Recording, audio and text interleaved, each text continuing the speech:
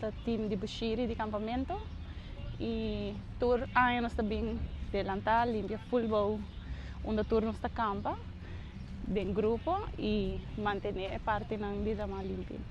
Nós somos mais ou menos grupo de 50 que campa aqui não e tur aí nós também join junto e compartilhar também junto aqui. 5 anos, né? Nós também. Nós é parte palo, onde é parte de mais sushi na lama, pero toch, nós assim com o amor e para nós também tá limpo.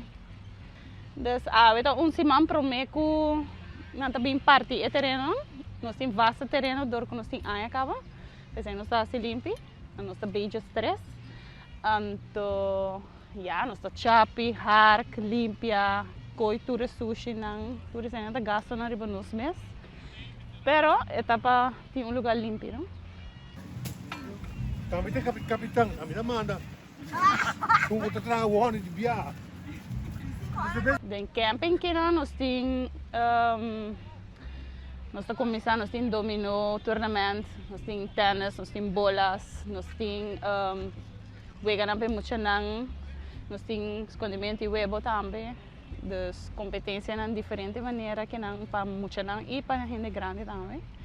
Dus e camping mesmo que é main tour gente também com tent join e muito young não e muito não adulto não. Como você sente a sente como o acampamento está indo atrás? Você é realidade tá ainda libera mais scrap a bem pat então tem que molestar para o parquear.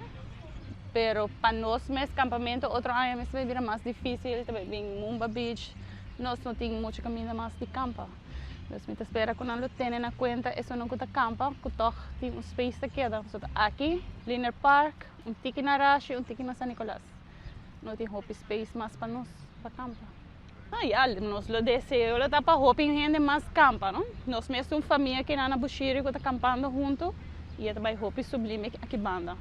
Af en toe bota je tientas troba bandi caminda, com brommer que não, nós não podemos controlar isso aí, pero com nossa campa duche junto, lo tá nice para join mais outro com full grupo grande de puxiri, não? E quest também que nós temos, tá assim, nós também vai nos pier derecha bonita, nas coisas para riba haia, então tá nice para tur gente que tá bem beach também para desfrutar de bonita pier que não.